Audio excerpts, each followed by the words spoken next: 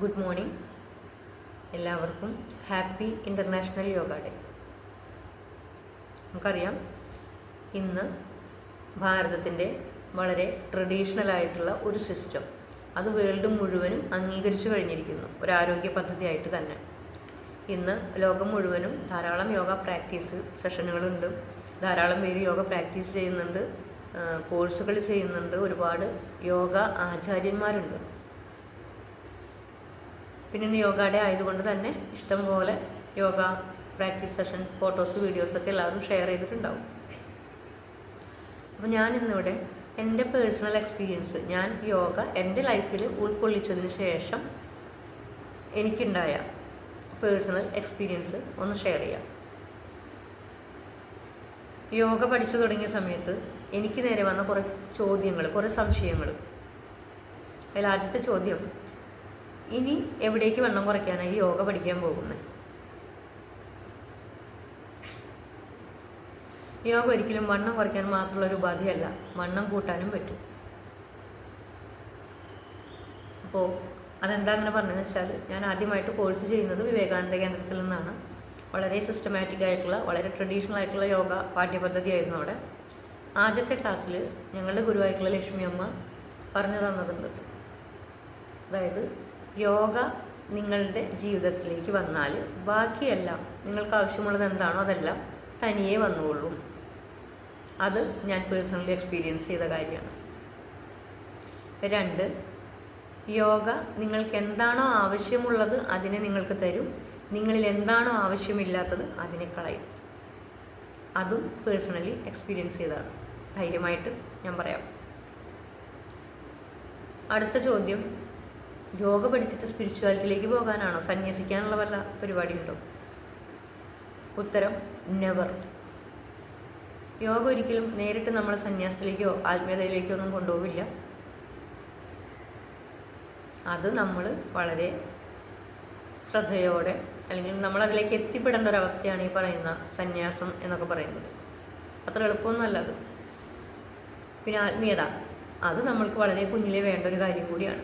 അതില്ലാത്തത് കൊണ്ടാണ് ഇന്ന് ഈ കാണുന്ന പുതിയ കുട്ടികൾ, ജനറേഷൻ, അവരിലുള്ള ഈ സ്വഭാവ വൈകൃതങ്ങൾ, പ്രശ്നങ്ങൾ വലിയ ആൾക്കാരിലുണ്ട്. ഇതെല്ലാം മാറും യോഗ പ്രാക്ടീസ് ചെയ്താൽ. അപ്പോൾ ആത്മീയത നമ്മൾ വളരെ ചെറുതിലേ ശീലിക്കേണ്ട ഒരു കാര്യമാണ്. അത് നമ്മുടെ ജീവിതത്തിന് നല്ലതുകൾ മാത്രമേ സമ്മാനിക്കുകയുള്ളൂ.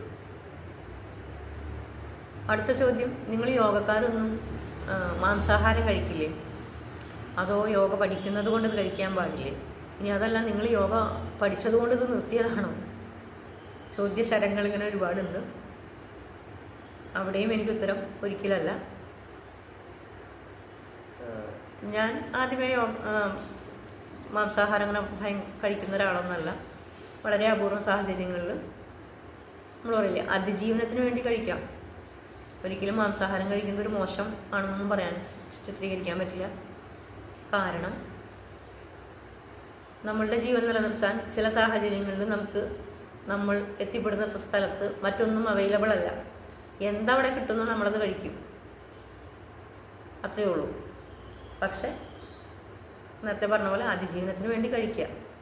പിന്നെ എങ്ങനെ ഇത് മാറുന്നു, അല്ലെങ്കിൽ നമ്മൾ കഴിക്കാതെ ആവുന്നു എന്ന് വെച്ചാൽ, യോഗ നമ്മുടെ ലൈഫിൽ നമ്മൾ പ്രാക്ടീസ് ചെയ്ത് ഫലിച്ചു തുടങ്ങുമ്പോൾ നമ്മളുടെ സിമ്പതി മാറി എമ്പതി വർക്ക് ചെയ്ത് തുടങ്ങും. അപ്പോൾ നമ്മൾ അപ്പുറത്ത് നിന്ന് ചിന്തിക്കാൻ തുടങ്ങും. അവിടെയാണ് നമ്മൾ ഈ പറയുന്നതിലേക്കൊക്കെ എത്തുന്നത്. ചുരുക്കി പറഞ്ഞാൽ, ഞാൻ മുൻപ് ഒരു വീഡിയോയിൽ പറഞ്ഞിട്ടുള്ള പോലെ, ഒരു മനുഷ്യനെ ഫിസിക്കലി, മെൻ്റലി, ഇമോഷണലി, ഇൻ്റലക്ച്വലി, അങ്ങനെയെല്ലാം, അതായത് നമ്മുടെ ചിന്തകൾ, വാക്കുകൾ, പ്രവൃത്തികൾ, നമ്മുടെ കാഴ്ചപ്പാടുകൾ, ഇതെല്ലാം മാറി തുടങ്ങുകയാണ് യോഗ നമ്മുടെ ജീവിതത്തിൽ ഫലിച്ചു തുടങ്ങുമ്പോൾ. അപ്പോഴാണ് നമ്മളിങ്ങനെയൊക്കെ മാറുന്നത്. അത് അപ്പുറത്ത് നിൽക്കുന്നവർ, അത് പ്രാക്ടീസ് ചെയ്യാത്തവർക്ക് അത് മനസ്സിലാവുന്നില്ല.